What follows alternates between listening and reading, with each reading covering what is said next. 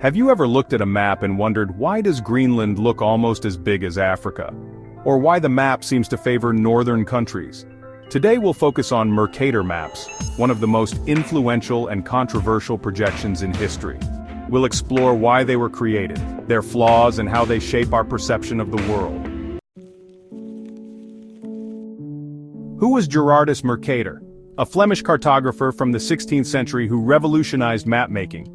In 1569 he created his famous projection to solve navigation problems for sailors. How does the Mercator projection work? The Earth is projected onto a cylinder which is then unwrapped into a flat map. Straight lines on the map represent constant courses or loxodromes, making it easier for sailors to chart their routes. Distortion of size. The further from the equator, the larger objects appear.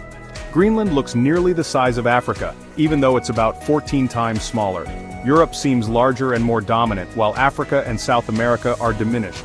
Northern-centric bias. The map visually favors northern countries like Europe and North America. This distortion has historically influenced perceptions of power and importance. Fun fact: Africa is the second largest continent in the world, but on the Mercator map it looks smaller than Russia, even though it's less than half its size. Navigation benefits. Even in the GPS era, the Mercator projection is used in nautical maps due to its simplicity and accuracy for direction. Pop culture and education. The Mercator projection is so common that many people don't know about alternative projections. These maps are often introduced in schools, reinforcing a distorted worldview. Fun fact: National Geographic stopped using Mercator maps in its atlases in 1988, switching to more balanced projections like the Robinson.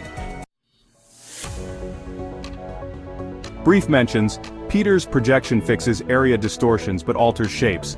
Robinson projection is a compromise between shape and size accuracy. Azimuthal projection is ideal for polar regions. So why learn about different maps?